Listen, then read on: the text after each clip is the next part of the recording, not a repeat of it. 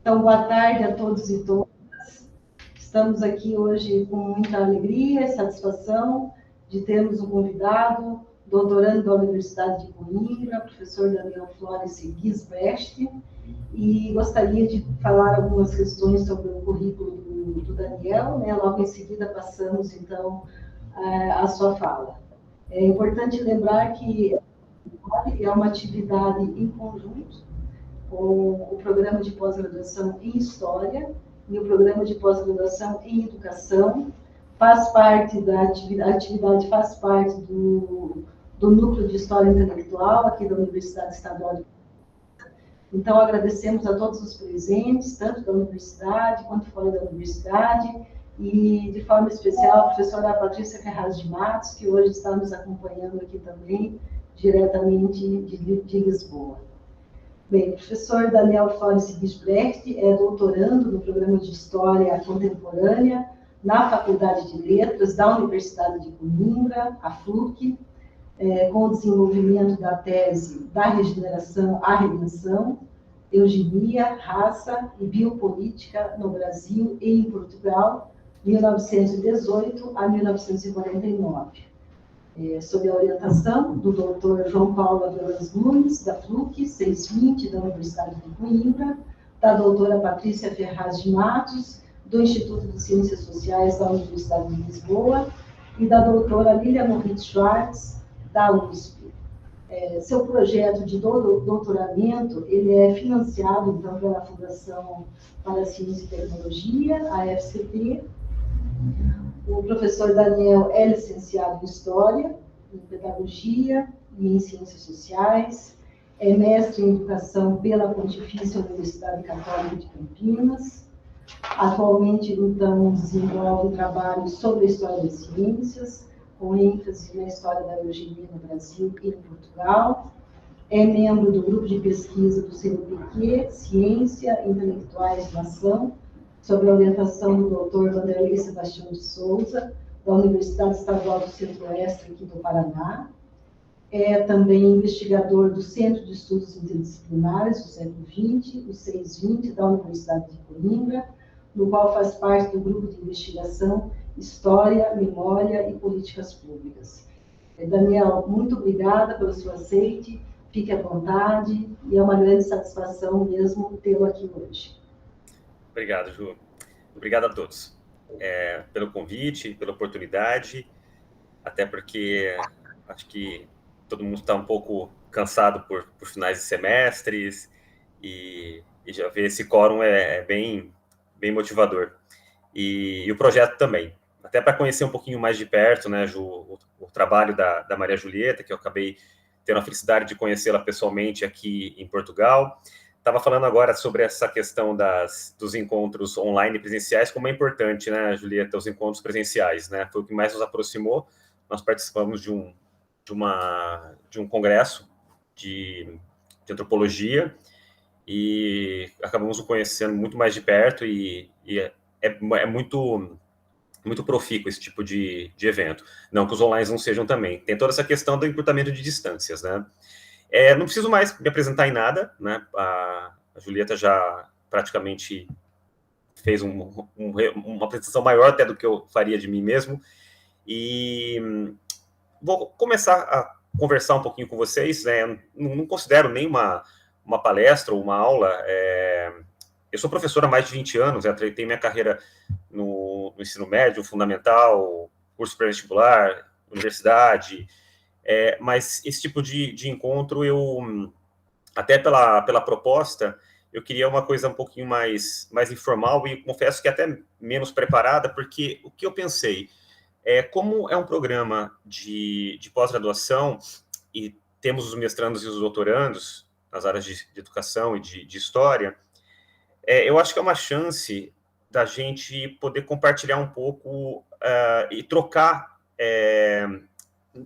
trabalhos, erros, acertos, experiências metodológicas. Eu acho que isso faz a gente, principalmente quem está nessa jornada, né, ainda não terminou, se sentir um pouquinho mais presente, mais acolhido, e eu confesso que eu sempre gostei muito, eu gosto muito, enquanto aluno, quando eu tenho a oportunidade de frequentar esse tipo de evento. Na semana passada, nós tivemos um evento para jovens investigadores no 620, que tem essa proposta, né, de ter principalmente projetos e apresentações de projetos de pesquisa ou investigações em andamento, de troca e intercâmbio entre investigadores, e eu acho que essa proposta, esse modelo é bem interessante, né? Então, apesar de um título bastante sugestivo, né, eu não vou falar de Nietzsche, apesar de ter correlações, né, eu não vou falar propriamente, né, de transtorno obsessivo, nem vou entrar na psicanálise, na psiquiatria, mas eu quero que vocês saibam agora que a escolha, né, dessa opção de título para estimular a conversa, ela tem relação com as fontes. Na verdade, com uma fonte em especial que eu estava trabalhando no momento que a Julieta me chamou para essa experiência, que já faz um tempo, né, Ju? Esse convite ele veio, acho que em abril, mais ou menos. Eu lembro que eu estava numa fase de esmiuçar um material que eu tinha pego para um dos capítulos da tese, um material que vai percorrer aí sobre o pensamento eugênico, mas também sobre uma pegada do catolicismo, né, principalmente sobre a ideia de ciência católica na transição do século XIX para o XX, mas com um fecho na década de 30. Então, eu estava muito compenetrado nesse material, e assim, é muito interessante, porque quando a Julieta me chamou, eu estava deslumbrado com o material, eu estava fazendo as recolhas de informações, eu estava fazendo os fichamentos, eu estava fazendo anotações. Aí depois veio a fase de sistematizar uma escrita sobre o material, que foi bastante penosa, até uma parceria, infelizmente o Dr. Vanderlei Sebastião de Souza não está aqui hoje, mas uma parceria de ideias que eu tive, de trocas com o Vanderlei, que acabaram estimulando essa construção. E eu estou naquela fase de, além de estar nesse final, né, de semestre, eu já passei da fase da euforia, já estou naquela fase do cansaço, né, das fontes. Eu até brinquei no 620, na quinta-feira passada, que eu estava com uma relação de amor com essas fontes, quando a Julieta, por exemplo, me chamou, eu já tenho uma relação de cansaço foi desafiador mexer com elas, né, em relação ao meu trabalho.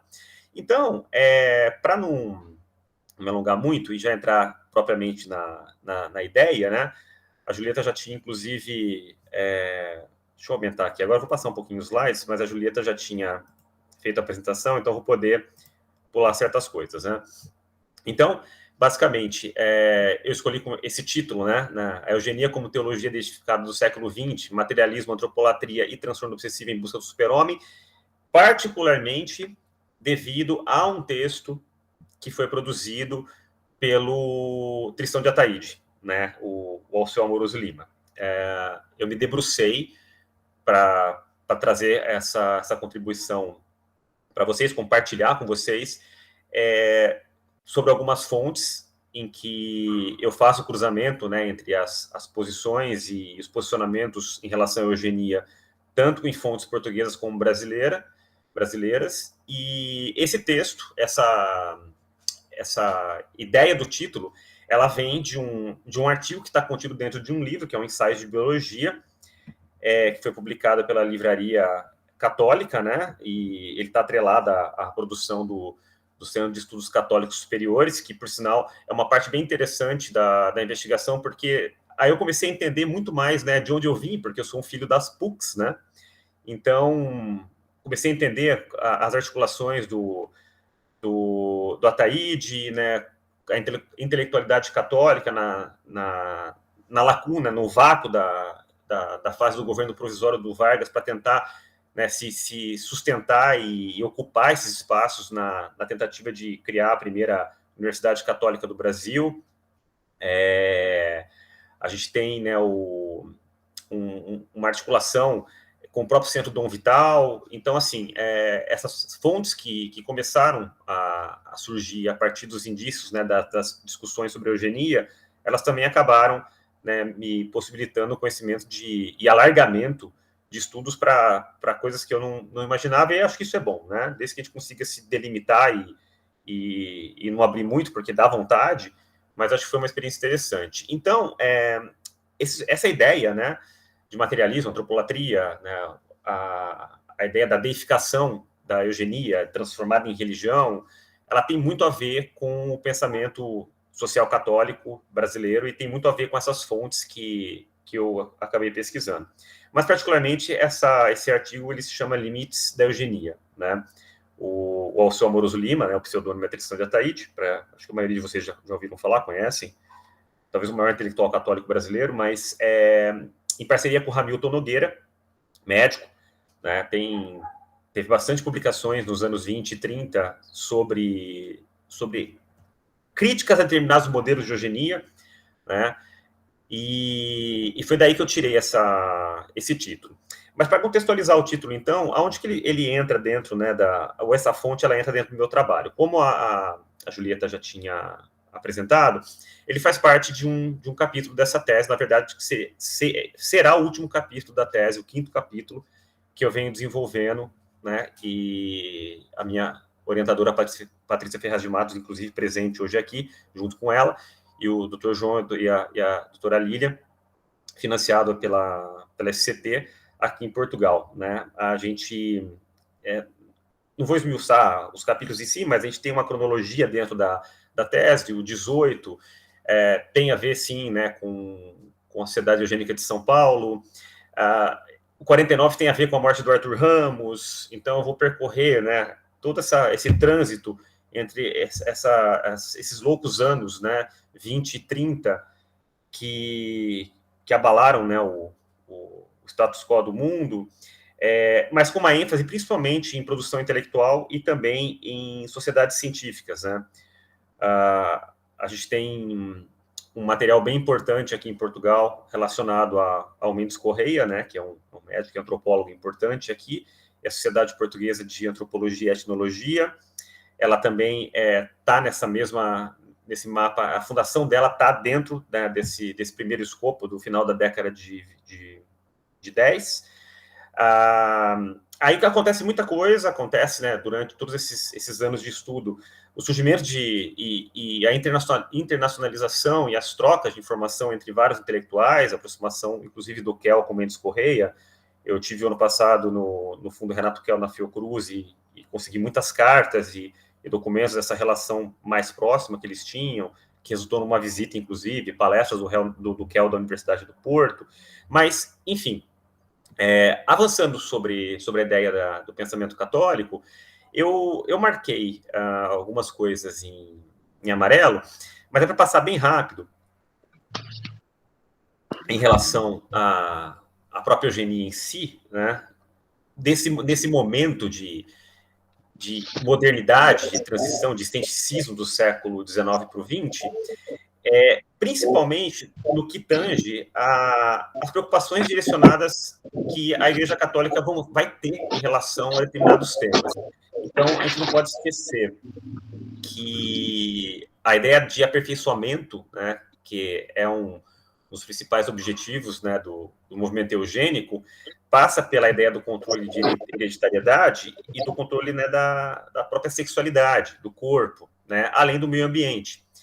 E em determinados momentos, a gente sabe que a eugenia ela acaba assumindo uma variante polissêmica, e aí também não é momento para estar discutindo com vocês as terminologias, mas de forma simplificada, se utiliza muito a ideia daquela eugenia mais radical, né, negativa, onde nós temos, né, aplicação de métodos contraceptivos, restrição matrimonial, esterilização forçada, ou não, né, ou espontânea, eugenia positiva, preventiva.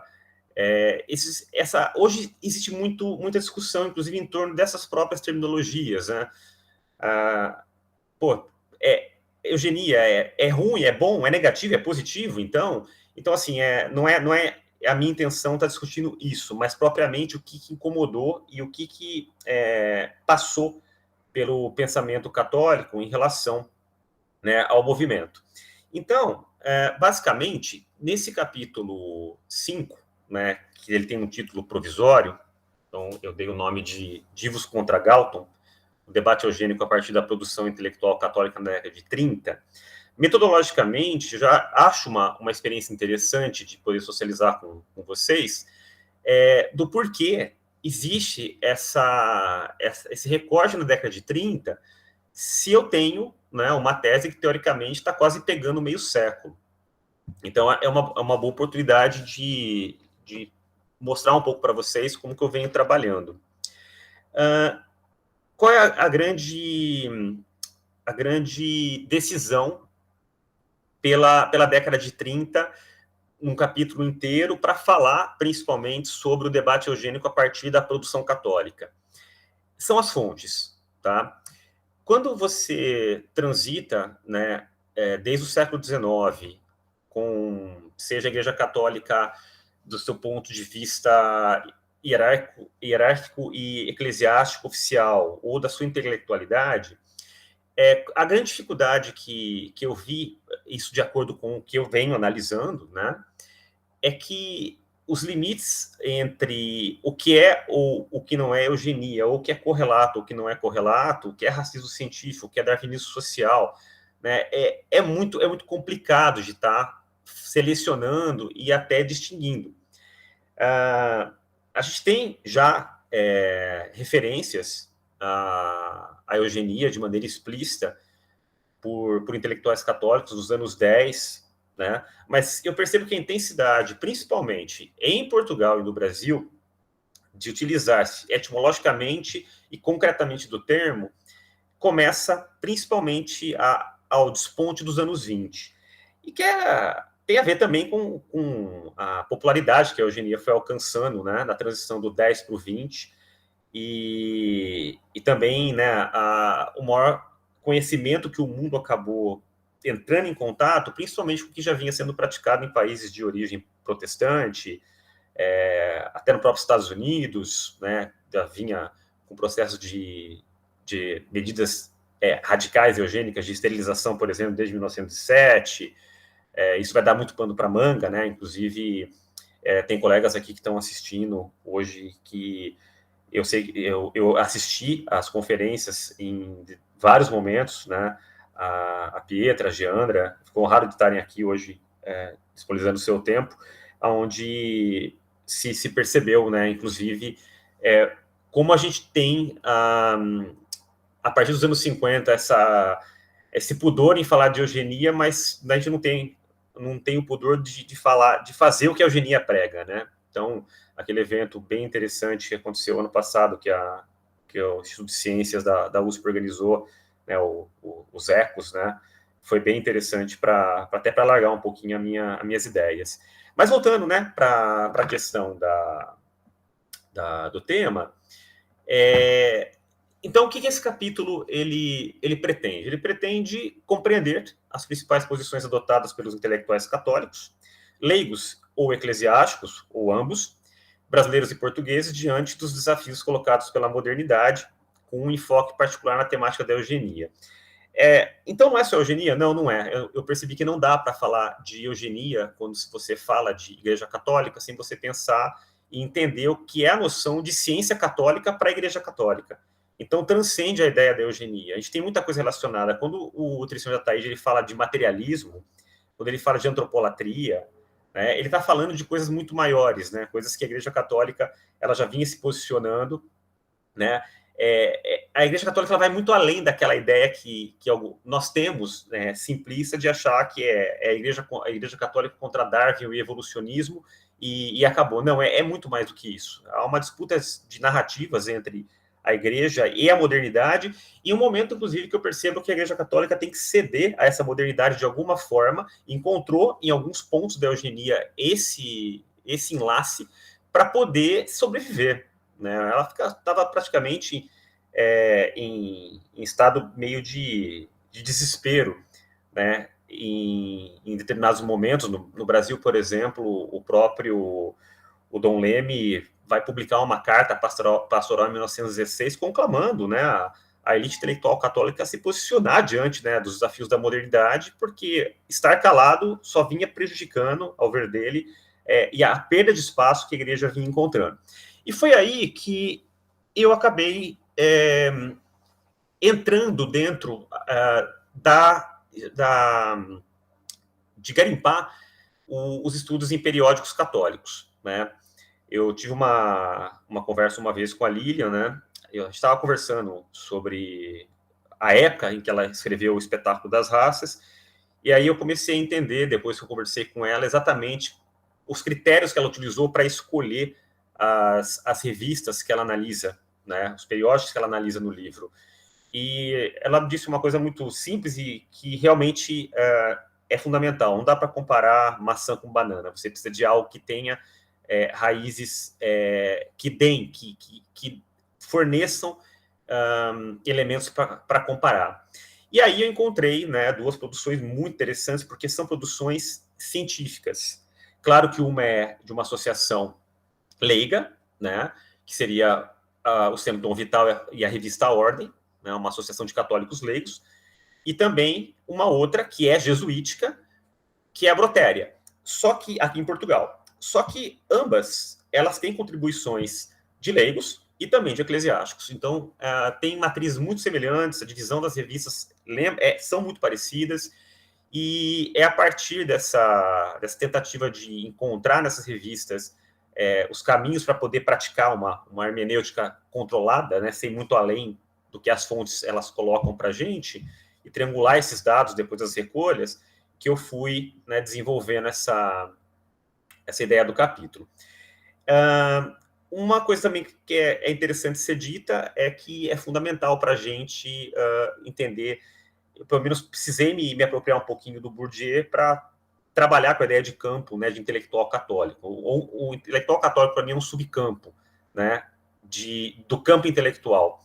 E o que eu achei muito interessante, pelo menos até agora, no que eu venho recolhendo, é que esses intelectuais, tanto eclesiásticos como leigos, eles têm um poder de estar ocupando espaços, os mesmos espaços, inclusive, que outros intelectuais, né, que não estariam ligados a um credo ou propriamente assumidos a uma ideologia religiosa, eles se fazem presentes.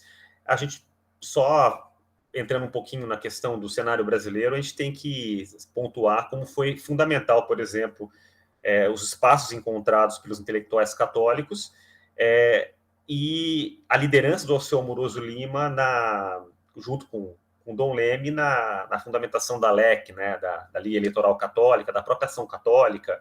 Então, você vê católicos ocupando os espaços, influenciando na política, né, tendo esse viés do voto consciente. Então, assim, isso foi muito importante para que a gente perceba que eles estão compartilhando o mesmo hábitos, né, de outros intelectuais. Então, eu peguei... desculpa ter saído. Eu peguei, analisei praticamente não todos, eu analisei todos os números, né, todas as publicações da revista Ordem até os anos 50, né, desde a fundação, 22, se não me engano, 21. Estou começando a análise da Brotéria, né, e já existem alguns pré-estudos. Uma outra coisa importante também na ideia desse capítulo é poder alargar os estudos que eu entrei em contato, que já haviam sido realizados. Por exemplo, em Portugal, a gente tem um estudo muito bem conduzido pelo Richard Clemson, que virou um capítulo de um dos livros dele, o Catholicism, Race and Empire, que ele fala sobre a Igreja Católica em Portugal e o movimento eugênico.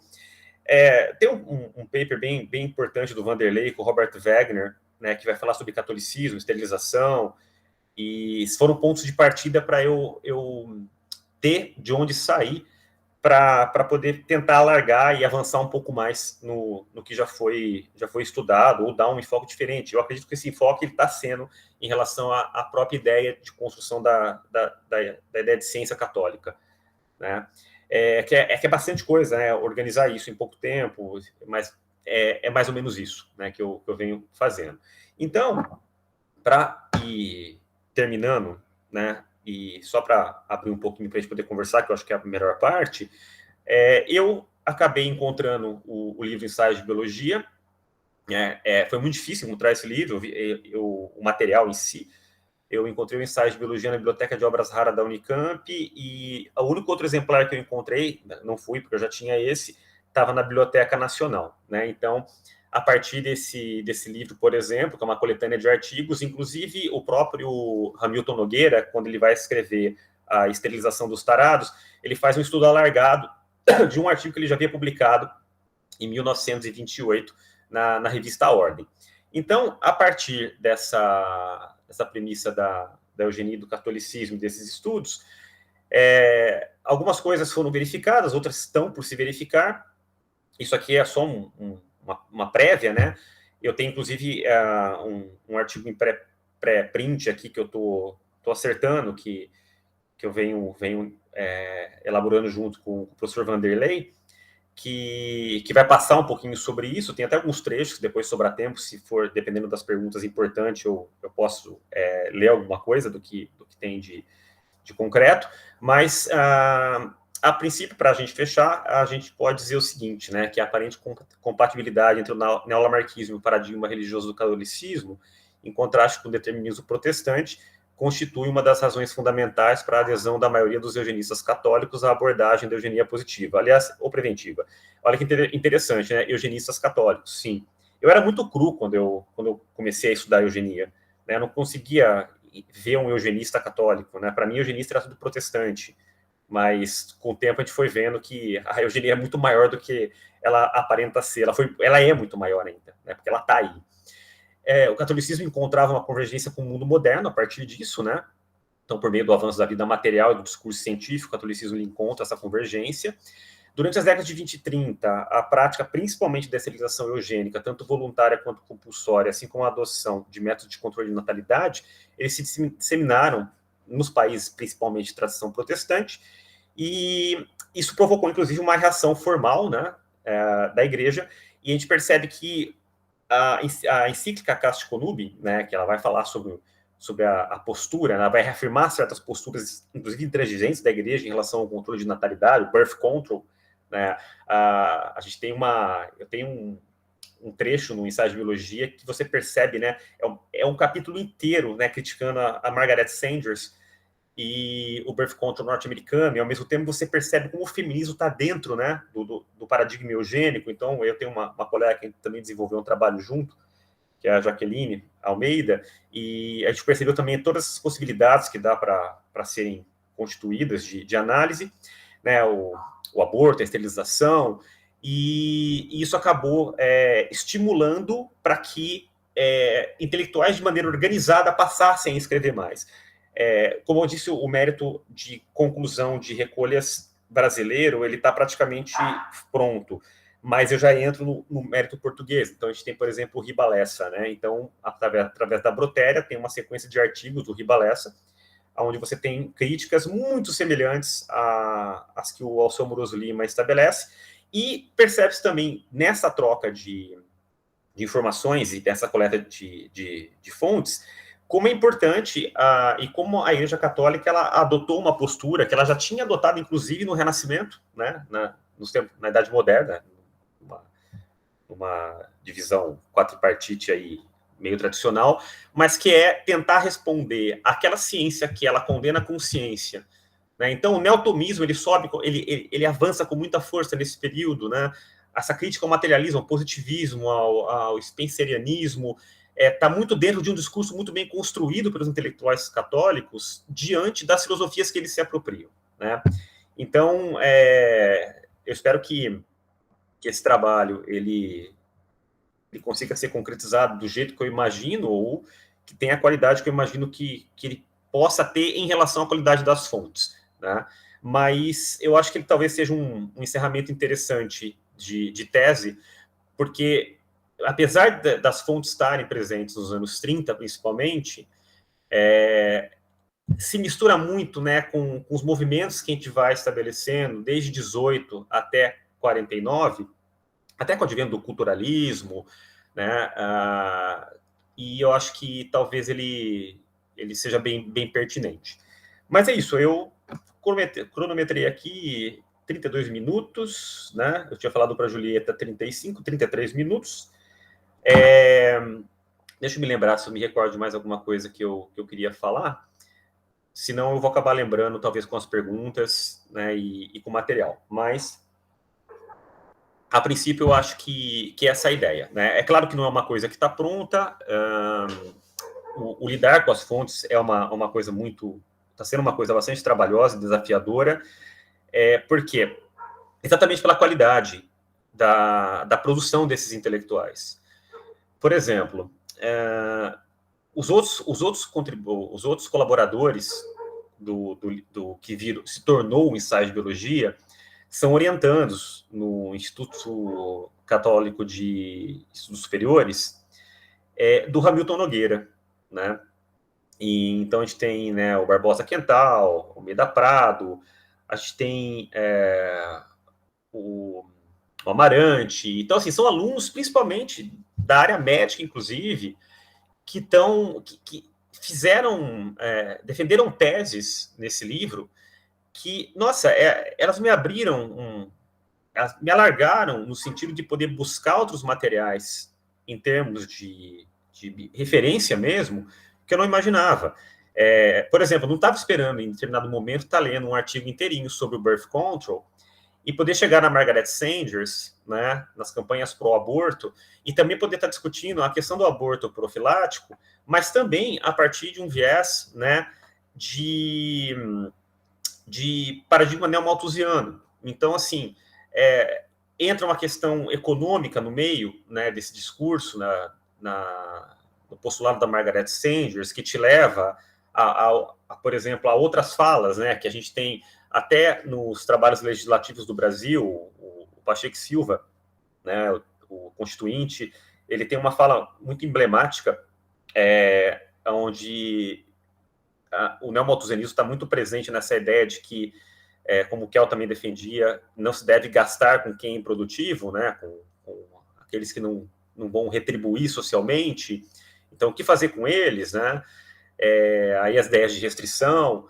Então, assim, eu achei muito interessante. Tem uma questão passional na escrita da maioria desses intelectuais, que você percebe que, principalmente em relação a enfrentamentos do advento protestante nesse momento norte-americano, há, sim, menções ao racialismo germânico, mas o grande inimigo, né, do material é o protestantismo norte-americano.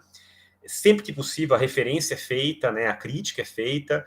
Então, percebe-se também esse embate, né, entre a Igreja Católica e esses outros modelos, né? Eu espero que não tenha sido tão prolixo, né? Vamos ver se agora a gente consegue falar um pouquinho mais. Desculpa aí se eu gaguejei um pouco. Eu confesso que fazia tempo que eu não estava participando de uma sessão online. Faz quase um ano que eu não participo. A gente acabou voltando com tanta intensidade às coisas presenciais aqui que eu estou achando até estranho. Eu estou olhando para eu mesmo falando, né? Nossa, é muito esquisito. Mas obrigado. É isso. Muito obrigada, Daniel. Está ótimo, está muito claro. Nós aqui estamos ainda nesse sistema um pouco híbrido, né? Mas está muito claro. Como eu já havia comentado no início, né? Então, parabenizo pela sua fala, Daniel. Mais uma vez agradeço pela sua presença. Nós vamos, então, parar a gravação para que nós possamos fazer o debate sem a gravação. Quero encerrar a gravação aqui agradecendo ao professor Serri, que é o coordenador do programa de História, e dizer que essa gravação estará, então, disponível no canal do YouTube do PPGH, aqui da Universidade Estadual de Ponta Grossa.